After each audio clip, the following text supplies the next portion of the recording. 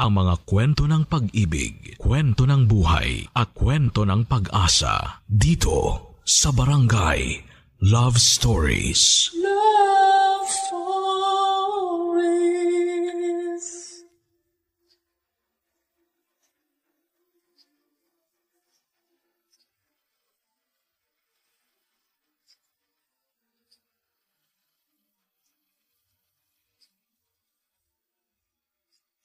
Minsan dahil sa mga kabiguan na nararanasan natin sa buhay ay nagiging desperado na tayo. Kaya nga nauuwi tayo sa pagkalito at labis na pagkalugmok, lalo na at hindi natin sigurado kung ano ang kahihinatnan ng magiging desisyon natin. Ikaw kabarangay, naranasan mo na bang malito ng husto? Dear Papa Dudut, magandang araw sa inyo at sa lahat ng mga katulad kong panatiko ng Barangay Love Stories. Tawagin niyo na lamang po ako sa palayaw kong Athena. 35 years old at isang call center agent dito sa Makati. Matagal ko na talagang pinag-isipan kung magpapadala ba ako ng sulat sa inyong istasyon. Nang sa ganon ay mabasa ito ni Papa Dudut at makahingi na rin ng payo sa ating mga kabarangay. Kailangan ko rin kasi dahil medyo naguguluhan ako sa kung ano ang dapat at tama kong gawin. Bali magsisimula ang lahat sa pagiging bigo ko sa pag-ibig. Hindi man ako perpektong tao pero hindi naman ako gumagawa ng masama, Papa Dudut. Kaya nagtataka ako kung bakit maila pa rin sa akin ang swerte na makatagpo ng lalaking magmamahal sa akin ng totoo. Simula nang ma-in love ako ay nakatatlong boyfriend na ako. Bago ko nakilala ang nakarelasyon kong lalaki for 5 years. Live-in na nga kami at ready na mag-level up sa aming pagsasama kaso noon lang pong 2019 ay merong nangyari na hindi ko po inaasahan, Papa Dudut.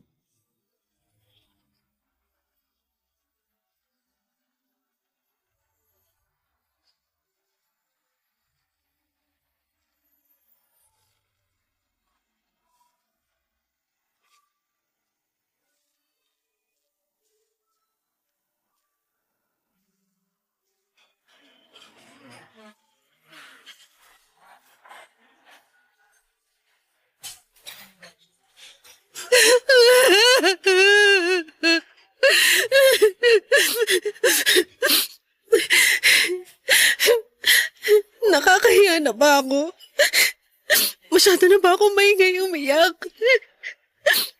Baka pinagtitinginan na ako ng ibang tao Sabihan mo ko. Ibang klase, nakuha mo pang isipin ng ibang tao, nasa ruro ka na nga ng emosyon mo. Siyempre hindi naman iyakan tong restaurant na kinainan natin. Baka mamaya masyado na akong agaw eksena. Hindi pa naman ganun karami yung mga tao, tsaka hindi ka naman agaw eksena umiyak kaya ayos lang. Sure ka?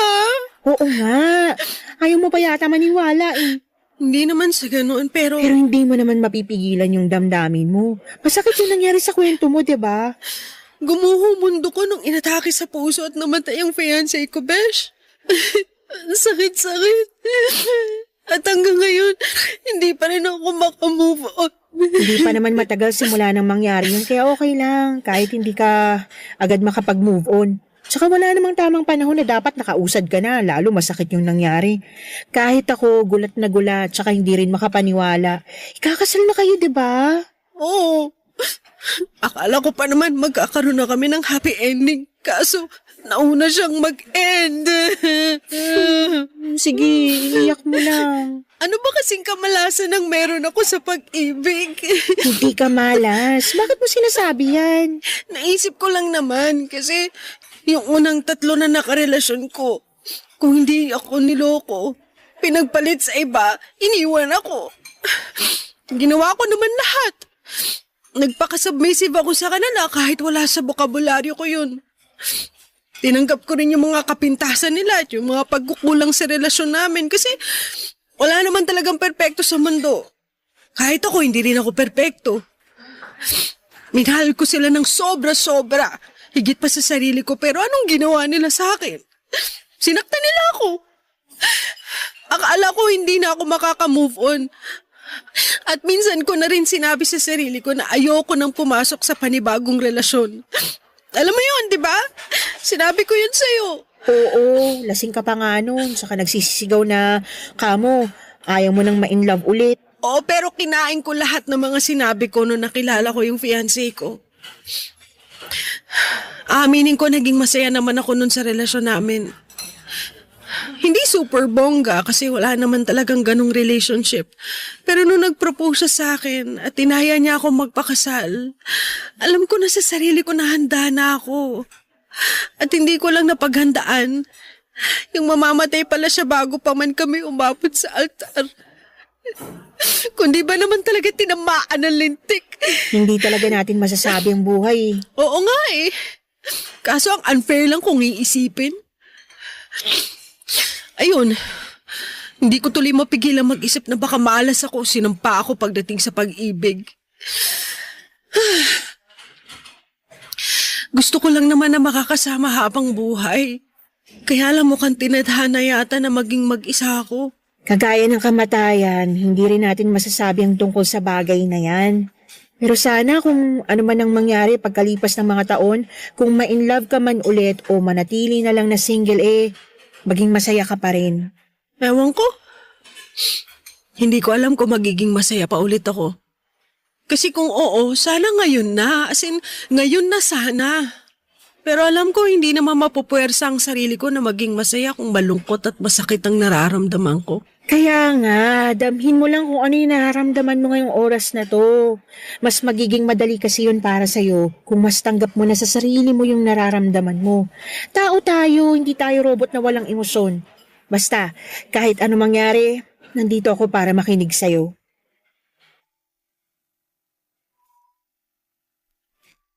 Papadudot katulad ng sinabi ko kay Daisy, kundi ako niloko at pinagpalit ng unang 3 lalaki na nakarelasyon ko noon ay namataya naman ako ng long-time partner. Kaya ang ganda lamang ang hinagpis ko ng mga panahong yon at ngit-ngit na rin sa Diyos dahil maaga niyang kinuha sa akin ang lalaking pinakamamahal ko at magiging asawa na sana. Alam ko namang mali na magalit ako sa kanya pero hindi ko lang talaga mapigilang magtampo. Wala rin naman akong masisisi noong time na yon kasi biglaan nga ang mga nangyari. Buti na lamang at nandyan si Daisy na siyang pinakamalapit kong kaibigan. Kaklase ko na siya simula elementary hanggang college kaya naman kilalang kilala na namin ang isa't isa. Kasama ko siya sa halos lahat ng mga masasaya at malulungkot na pangyayari ng buhay ko at malaki ang pasasalamat ko kay Daisy dahil meron akong kaibigan na matatakbuhan sa oras ng pangangailangan. Sa kabilang banda, iba pa rin ang merong partner at gustong gusto ko nang mag-asawa ng mga panahong yon. Kaya nga pinalipas ko lang muna ang 3 death anniversary ng namayapa kong boyfriend bago ko humingi ng permiso sa kanyang libingan at sa parents niya na gusto ko na ulit pumasok sa panibagong relasyon. Umayag naman ang mga magulang niya dahil alam ng mga ito na hindi na ako bumabata. 32 years old na ako ng mga panahong yon, kaya naging aktibo ako sa paghahanap ng panibagong karelasyon. Kaso hindi nagwo-work out, hindi na yata ako marunong humanap ng seryoso o sadyang hindi lang ako kaseryosyosong tao. Ang sakit isipin. Pero hindi pa rin ako sumuko at noong taong 2022 nga ay may bagay akong sinubukan na hindi ko pa nagagawa sa tanang buhay ko. At yun ay ang umakyat ng bundok.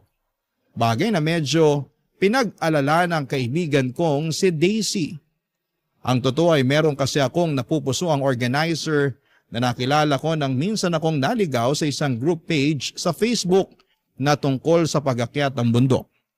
Itago na lang natin sa pangalang Fernan.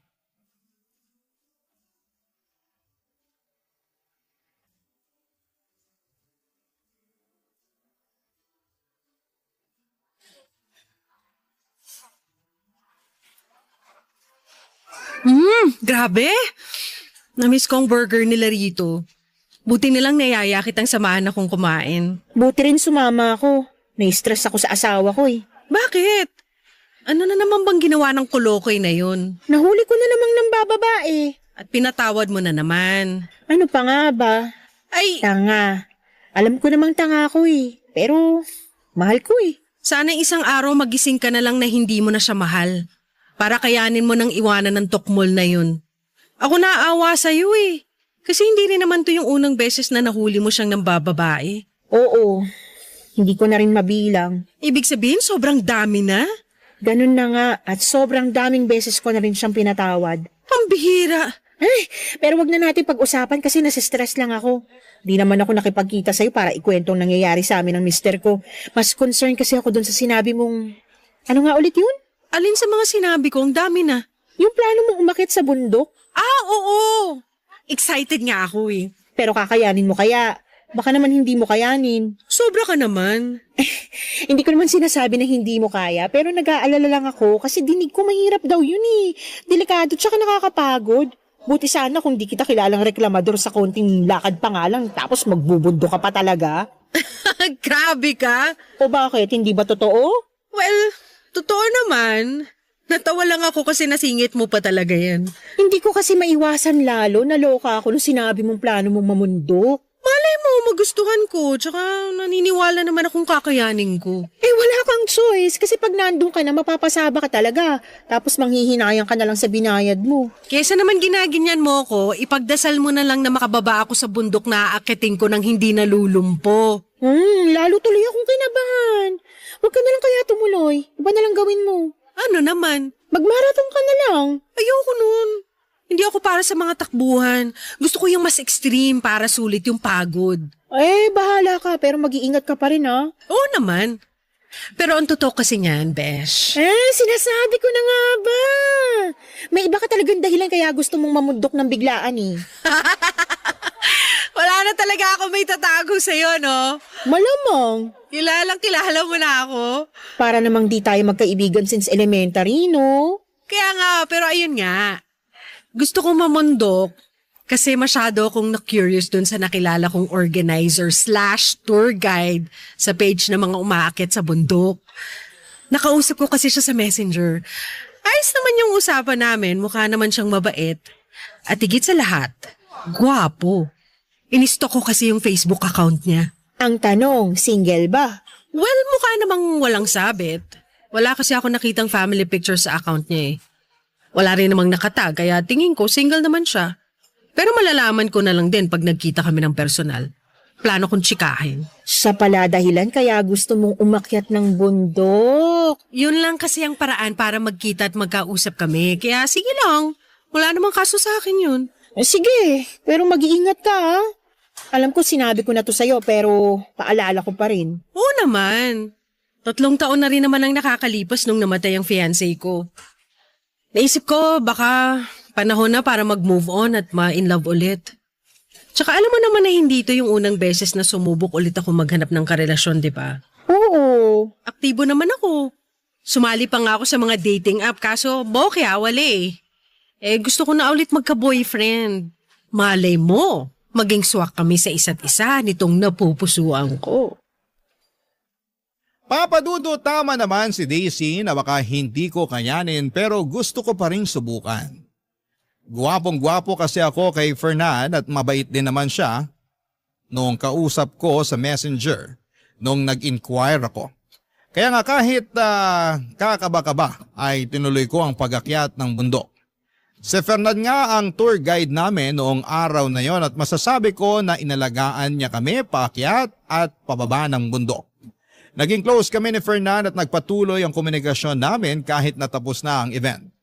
Doon ko mas nakilala si Fernan dahil sa aming pag-uusap.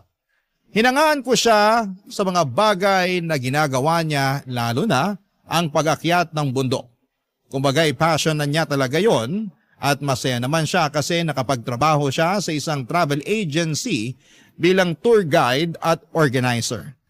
Kaya nga pinilit kong sabayan ang lifestyle ni Fernan sa pamamagitan ng pagbubuk ng mga tour at pag-request na siyang maging tour guide namin, Papadudot. Barangay Love Stories. Barangay Love Stories. Papadudot, nagbunga ang aking pagpapapansin kay Fernan at mga pagsama-sama sa mga inorganize nilang tour. Naging consistent ang aming pag-uusap hanggang sa naramdaman ko na lamang na nagdada moves na nga siya sa akin. Siyempre nagpakipot muna ako ng konting-konti lang. Pinaramdam ko sa kanya na hindi ako interesado. Pero kating-kati na talaga akong sagutin siya noong niligawan niya ako. Kaya lang may iba akong plano. Around December 2022 ay nagdesisyon akong akyatin ang pinakamataas na bundok sa buong Luzon, ang Mount Pulag, na siyang pangatlo naman sa pinakamataas na bundok sa buong Pilipinas. Ang nag-book ako ng tour sa travel agency kung saan nagtatrabaho itong sa Fernan. Advance booking yon, kaya bago pa man dumating ang eksaktong petsa ng pag-akyat namin, ay naghanda na ako mula sa outfit, mula sa trail food na dadalhin ko, extra money at sarili ko syempre. And fast forward, inakyat na nga namin ang Mount Pulag. At nung nasa tuktok na kami ni Fernan ay doon ko na ginawa ang matagal ko ng plano, Papa Dudut.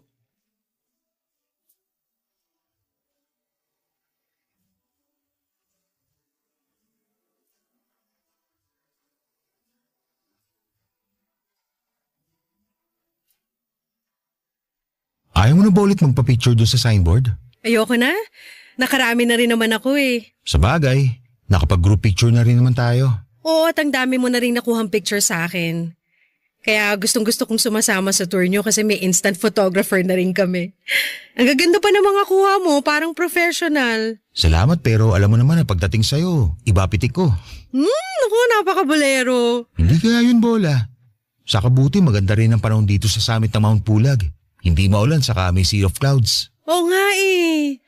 Tuwan-tuwa nga ako kasi mukhang nakisama sa atin ng langit. At grabe, hanggang ngayon hindi pa rin ako makapaniwala na naakyat ko na ang pinakamataas na bundok sa buong Luzon. Kaya nga, masaya ako kasi sa wakas, nagbunga na rin ng ilang buwan mong training at pag-akyat sa mga mas mabababang bundok. Pansin ko kasi bumilis ka na sa paglalakad. At kahit may mga paahon hindi ka na masyadong hinihingal. Oo, nagte-treadmill kasi ako. Madalas din naglalakad-lakad ako sa lugar namin. Lalo na pag malapit na yung akyat natin. Alam mo yan, di ba? Ina-update kita. Oo naman syempre. Pero hindi ko naman to magagawa lahat kung wala ka. Yung bang guidance mo, ganon. Ang tsaga mo magturo at umalali sa aming mga baguhan eh. Syempre. Tungkulin namin na maiakyat at maibaba ng ligtas ang lahat ng mga kasama sa tour namin. Oo nga, pero still, sobrang nakakabilib ang tsaga at professionalism mo. Kaya hindi na ako magtataka kung bakit kita nagustuhan eh. Akala ko sasabihin mo dahil sa kagwapuhan ko. Wow! Hindi lang pala dito sa bundok mahangin ha? Ikaw din mahangin. Grabe ka naman. O bakit, hindi ba? Hindi. Bakit din? Anong bakit din? Hindi ba ako gwapo para sa'yo? Yan tayo eh. Sagutin mo na lang kasi. Well, sa totoo lang ah. Oo, doon tayo sa totoo lang. Oo, tama ka. Gwapo ka nga talaga. Gwapong-gwapo na ako sa'yo nung unang beses pa lang tayo nagkausap sa Messenger. Kailan yan? Nung nag-inquire ka sa akin tungkol sa event na ino-organize ko? Oo. Aaminin ko mas naintriga ako sa'yo kesa dun sa inong-organize mo. Pero baka naman lumaki ulo mo dyan ah. Babawiin ko sinabi ko. Hindi, wala nang bawian. Nasabi mo na eh. Pwede ko pa rin bawiin. O sige na. Hindi na ako mangasar pero seryoso. Anong seryoso? Anin ko naman tong agwapuan ko kung wala naman akong girlfriend na kasing ganda mo. Huy! Seryoso ako sa sinabi ko. Saka, ilang buwan na rin kitang nililigawan. Sana napatunayan ko na sa'yo na totoo yung nararamdaman ko para sa'yo. Na mahal kita. Napaisip lang kasi ako kung meron ba akong tsansa sa puso mo. Meron naman. At tama ka naman sa mga sinabi mo. Napatunayan mo na sa akin ang nararamdaman mo sa ilang buwang panliligaw mo kaya nakapag-decide na ako na oo. Ha? Ha? Hotdog! Athena naman. Anong oo? As in, oo. Oo, sinasagot na kita. Pumapayag na ako maging girlfriend mo. Seryoso ba yan? Hindi yan biro ah. Tayo na? Seryoso nga. At bakit ako magbibiro? Uso kasi yun. Yung mga prank-prank na yan, lalo na sa internet. Bakit naman kita ipaprank? Sige nga. Hindi ko alam. Baka kursunada mo lang ako i-prank. Ganon. Walang dahilan para iprank ka. Seryoso ako na sinasagot na kita. Oo, tayo na, Fernan. Papa Dudut, masayang masaya kami ni Fernan. nung naging kami at naging sobrang memorable pa yon dahil sa tuktok ng pinakamataas na bundok sa buong Luzon ko siya sinagot. Grabe. Pakiramdam namin ay mas lalong naging espesyal ang araw na yon. Buwaba kami sa bundok na hindi maalis ang ngiti sa aming mga labi. Nagpatuloy ang relasyon namin at nung 3 buwan na naming magkasintahan ay nag-decide kaming mag-live-in. Bali nagrenta kami ng apartment near Pasig at Mandaluyong boundary. Tumira kami doon ni Fernan hanggang sumabit ang January 2025. Ay meron siyang sorpresa na hinanda para sa akin. Saktong salubong ng bagong taon. Nang lumuhod si Fernan sa aking harapan at nag-propose ng kasal. Ang romantic lang ng eksena dahil noong una ay magkasama lamang naming pinapanood ang mga fireworks tapos ilang sandali lang ay may proposal pa lang magaganap. Walang pagsidla ng saya ko ng mga panahong yon. At noong mga sumunod na araw ay masaya akong nakipagkita kay Daisy upang ibalita na sa wakas ay engaged na kami ni Fernan, Papa Dudut.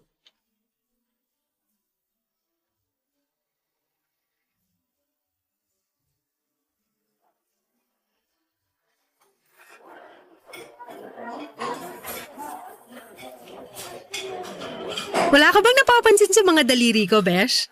Ha? Ano bang meron? Ayan o, tignan mong mabuti. Bagong manicure ka.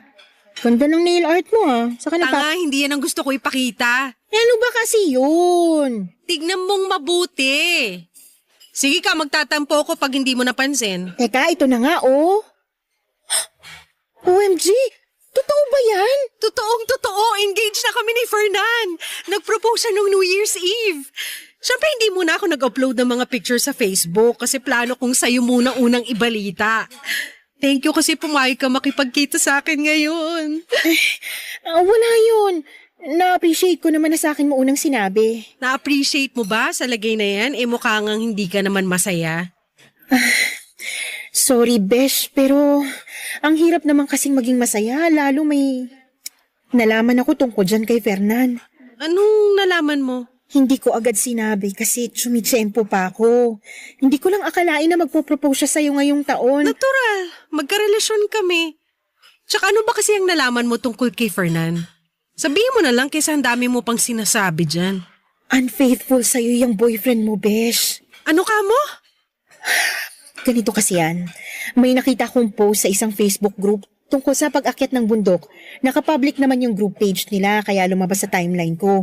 Nung chinek ko, hindi ka naman member doon kaya malamang hindi mo yun nabasa. Ano nga yung nabasa mo dun sa post? Kalma ka lang pwede. Parang kulang na lang kainin mo na ako ng buhay. Paano ko kakalma yung sinisiraan mo yung boyfriend ko? Hindi ko sinisiraan ang boyfriend mo. Siya ang sumira sa sarili niya. Lalo hindi ko lang isang beses nabasa ang pangalan niya dun sa mga post na may kinalaman sa pag-akyat ng bundok. Blind item nga siya dun Sabi dun sa mga post, may isang organizer daw na mahilig mangharot ng mga joiner. Nakikipag-usap daw tungkol sa tour tapos sa huli, makikipaglandian. Hindi ako naniniwala sa mga sinasabi mo. Hindi kita pinipilit na maniwala pero wala ka bang napapansin kakaiba kay Fernan? Wala! Kaya nga hindi ako naniniwala sa'yo. Tsaka malay mo, kapangalan lang niya yung sinasabi dun sa post. Hindi lang naman siya yung nag-iisang Fernan sa mundo, no? Alam ko naman yun, pero may iba kasi ako nababasa na dinidescribe yung Fernan na sinasabi nila At naisip mo na agad na yung boyfriend ko ngayon? Oo. Bang klase? Hindi ako makapaniwala na ganyan ka pala. Anong ganito ko? Na masyado ka nagpapapaniwala sa mga blind item. Tapos na pangalanan lang naisip mo na agad na boyfriend ko? Kaya nga tinatanong kita kung wala ka bang napapansin sa boyfriend mo, 'di ba? Sinabi ko na wala, 'di ba? Alam mo masyado kang mapanira. Sinisiraan mo yung boyfriend ko sa akin? Binibigyan lang kita ng warning. Anong klaseng warning yan sinisira mong relasyon namin? Tinaon mo pa talaga nakaka-propose lang niya. Para ano? Para hindi matuloy ang kasal namin? Napakasama mo namang tao. Naturingan ka pa namang kaibigan. Sorry, pero malakas lang talaga ang kutob ko na iisang taong tinutukoy nila sa blind item at ang boyfriend mo. Kilala mo naman ako, 'di ba? Hindi ako nag-iimbento. Tsaka, kung gusto mo, ipapakita at ipapabasa ko sa iyo yung mga screenshot ko tungkol dun sa issue Ikaw na lang ang magsabi kung nagsisinungaling ako. Papadudot, kahit na may pinakitang mga screenshot si Daisy ng issue na nabasa niya sa isang group page sa Facebook at binanggit nga doon ang pangalan ni Fernan, ay hindi pa rin ako naniwala. Naka-anonymous kasi ang post, tapos ay naisip ko na baka sinisiraan lang ang fiancé ko, kung totoong siya nga ang tinutukoy doon. Palibhasa ay sikat na sikat siya at kilala talagang organizer at tour guide. Nagalit din ako kay Daisy dahil sinira niya ang mood ko na dapat ay masaya ng araw na yon. Naisip ko na baka gusto lamang niya na hindi matuloy ang wedding namin ni Fernan. Kasi kahihiwalay lang nila ng asawa niya noong 2024. Baka gusto niya na pareho kaming maging single at miserable. Hindi naman tama yon, kasi kung totoo ko siyang kaibigan, ay wala siyang ibang gugustuhin kundi ang maging masaya ako, Papa Dudut. Barangay Love Stories. Barangay Love Stories. Papa Dudut, hindi ko na nga kinausap si Daisy ng mga panahong yon. Kahit chat siya ng chat sa akin sa Messenger. Basta iritado ako sa kanya at pakiramdam ko, anumang sandali ay sisirain niya ang kaligayahan ko.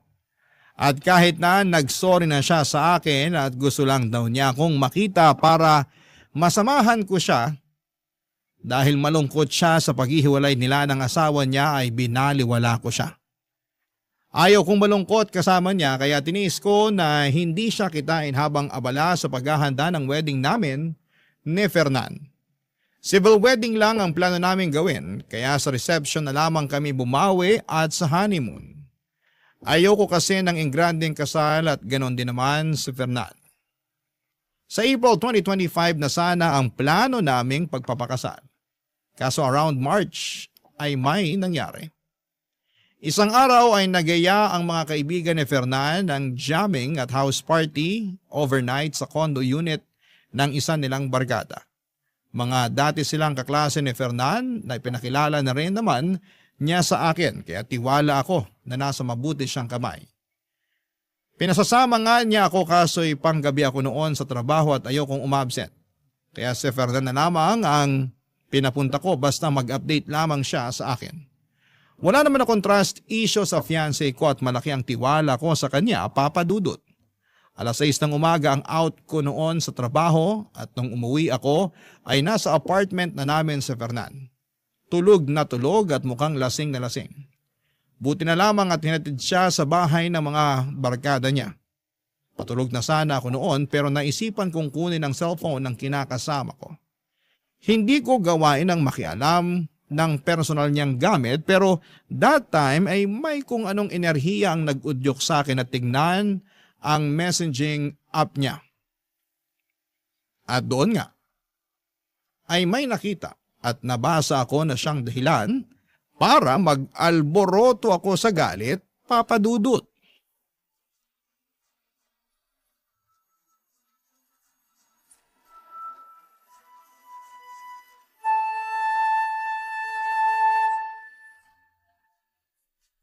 Fernan, gumising ka nga dyan.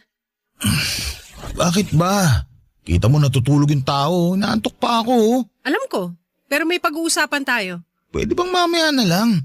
Patulugin mo muna ako kasi grabe talaga yung antok ko. Paano hindi ka antukin? Anong oras ka na hinatid dito ng mga barkada mo? Teka, galit ka ba? Oo, galit ako. Bakit ka magagalit nagpaalam naman ako sa'yo. Pinasasama pa nga kita nun pero sabi mo mas gusto mong pumasok sa trabaho. Pambihira ka naman no? Huwag mo sabihing nakalimutan mo. Hindi ko nakalimutan. Alam ko na pinayagan kita at hindi naman yun ang rason kung bakit nagagalit ako ngayon. Wala naman akong kasalanan sa'yo Kaya wala kang dahilan para magalit sa akin. Ah, ganon? Sigurado ka ba talagang wala? Ano yun? Tinatanong kita kung sigurado ka bang wala. Oo, sigurado ako. Ano namang gagawin ko? Malay ko rito sa text sa'yo ng BFF niyong babae. Sa bagay, sabi lang naman niya rito, thank you raw kasi nakailang beses mo raw siyang dinala sa langit. Dapat daw matagal ka na niyang pinagbigyan pero salamat pa rin daw sa isang hindi malilimutang gabi. Ano kasi, mahal. Huwag mo nga akong matawag-tawag na mahal. Nandidiri ako sa'yo. Ano kasi, hindi yun katulad ng iniisip mo. Bakit? Alam mo ba ngayon kung ano ang iniisip ko? Gusto mong malaman kasi sasabihin ko. Iniisip ko na nagtaksil ka sa akin. Na si dinami-rami ng babae, yung pa talagang pinakilala mo sa akin at pinagkatiwalaan ko. Lintik naman, Fernan. Napakababoy nyo. Tapos malalaman ko na matagal mo na pala siyang kursunada pero kagabi ka lang niya pinagbigyan? Wow! Wow na wow talaga! Sorry, mahal. Huwag mo nga sabi akong matawag-tawag na mahal kasi nasusuka ako sa'yo! Wala lang yun. Anong wala lang yun? Siraulo ka ba? Hindi totoo yun. Tingin mo maniniwala ako sa'yo? Nadala lang kami ng kalasingan namin. Para namang hindi mo pa nararanasang malasing.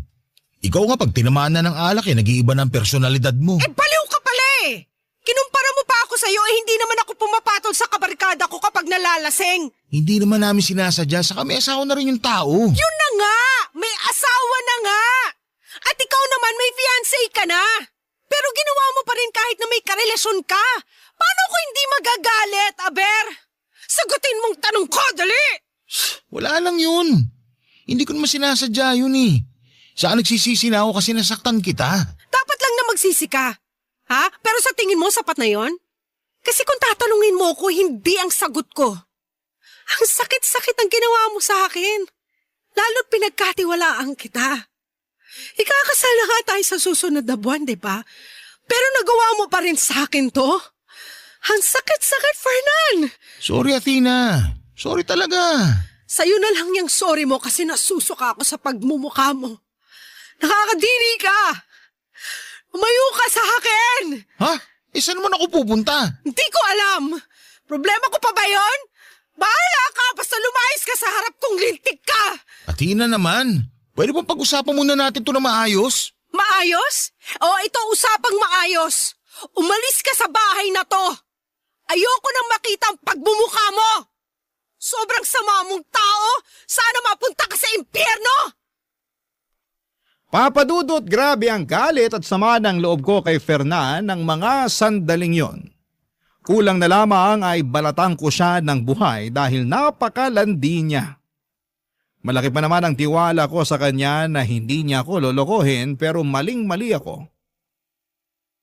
Bigla tuloy nagbalik sa akin lahat ng mga sinabi ni Daisy tungkol sa kinakasama ko. Paano nga kaya kung totoo ang lahat ng yon? At masyado lang akong naging in denial dahil ayokong may makasira sa aming relasyon. Pinalis ko si Fernan sa apartment na nirerentahan namin ang araw na yon dahil ayoko siyang makita. Sumunod naman siya sa akin at sinabing magpapalamig muna at magpalamig muna ako ng ulo bago ulit siya bumalik para makapag-usap daw kami. Noong time na yon ay tinawagan ko si Daisy habang umiiyak at inalo naman ako ng kaibigan ko. Sinabi niyang pupuntahan niya ako sa apartment namin at yun nga ang ginawa niya. Iyak ako ng iyak kay Daisy na tipong sising-sisi. Kasi hindi ako nakinig sa mga sinabi niya noon. Sana pala ay mas naging mapagmatsyag ako. Kinagabihan ay bumalik nga si Fernan sa apartment namin pero pinalayas ko lamang ulit siya. Ayaw ko siyang kausapin dahil hindi pa ako handang makita ang pagmumukha niya. Nandidiri pa rin ako sa kanya sa totoo lang, Papadudot. Kaya lang ay naging masugid ang kinakasama ko na makipag-usap sa akin at ayusin namin ang aming relasyon lalo na at malapit na ang petsa ng kasal namin. Isang gabi bigla na lamang siyang nagpakita sa apartment at wala na akong nagawa para iwasan siya. Papadudot.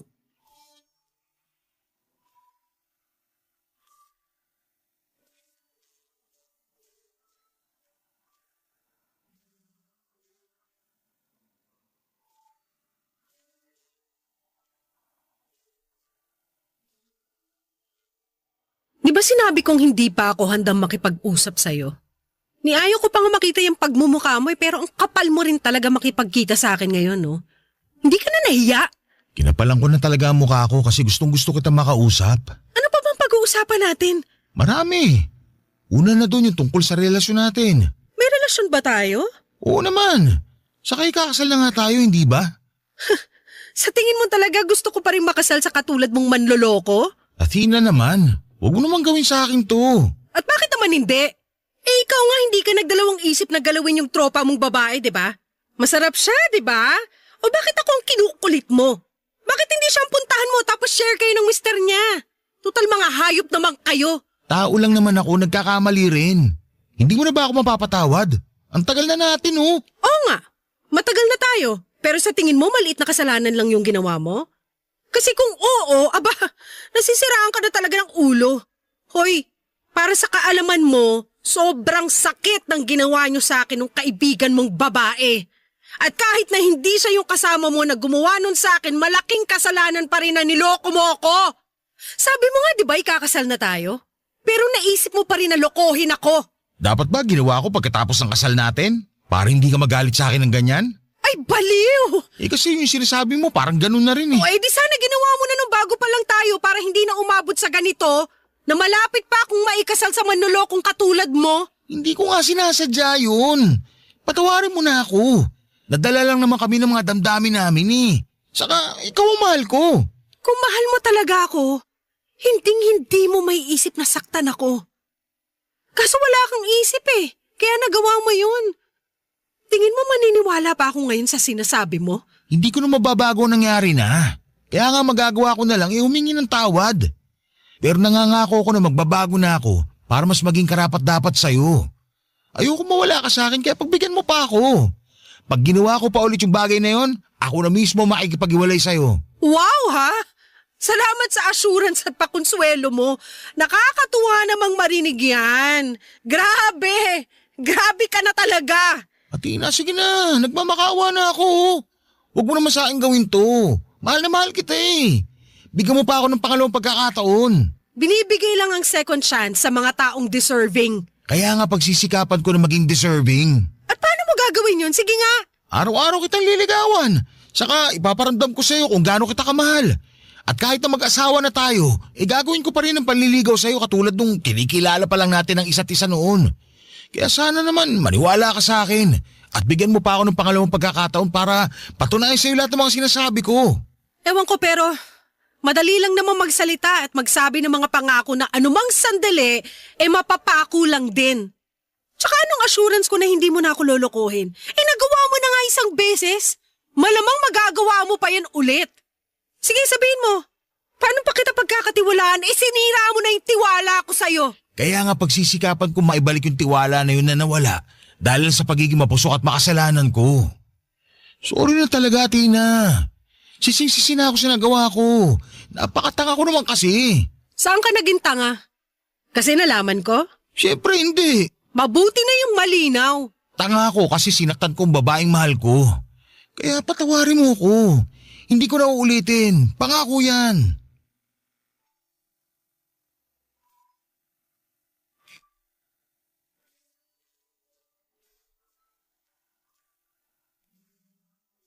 Papadudot, marami pa akong masasakit na salita na gustong sabihin kay Fernan ng gabing yon. Pero hindi ko na nasabi na daig na kasi ako ng matinding emosyon. At sa halip na pakinggan pa ang pagsusumamo niya at paghingi ng tawad ay muli ko siyang pinalayas sa pamamahay namin. Wala rin namang nagawa si Fernan dahil nag-iiskandalo na ako ng mga panahong yon. Pero hindi pa rin siya tumigil sa panliligaw sa akin at hanggang sa ngayon ay sinusuyo pa rin ako ni Fernan. Hindi ko naman masabi na hiwalay na kami kasi wala rin namang kaliwanagan kung gusto ko ba talagang tapusin na ng tuluyan ang relasyon namin. Aaminin kong mahal ko pa rin si Fernan at gustong gusto ko siyang bigyan ng ikalawang pagkakataon. Pero natatakot ako na baka ulitin na naman niya ang kasalanan niya sa akin. Ang tungkol naman doon sa mga isyo sa blind item na naugday sa kanya ay hindi ko na kinumpirma. Pero hanggang ngayon ay iniisip ko pa rin ang bagay na yon. At nababagabag pa rin ako ng sobra. Sana po ay matulungan ako ng mga kabarangay natin kung ano ang gagawin ko. Nahihirapan na kasi ako At kahit na sinabi na sa akin ni Daisy na hiwalayan ko na si Fernan, ay may parte pa rin sa puso ko na ayaw yung gawin. Ewan, litong-lito na ako. Tatapusin ko na ba ang lahat sa amin ni Fernan o susugal pa ba ako sa pamamagitan ng pagpapatawad sa kanya at pagbibigay ng chance? Hanggang dito na lamang po ang sulat ko at sana'y mabigyan ako ng payo ng mga kabarangay natin. Dahil malaking bagay po yun sa naguguluhan kong puso. Maraming salamat po sa inyo, Papa Dudut, sakaling mapili po ninyong i-area ang sulat ko, and more power. And God bless po sa Barangay Love Stories. Ang inyong forever kapuso at kabarangay, Athena. Barangay Love Stories. Barangay Love Stories. Nalilito pa rin sa life ang ating kabarangay. Ano kaya ang maipapayo mo sa kanya? Ibahagi mo yan sa ating comment section para mabasa rin niya.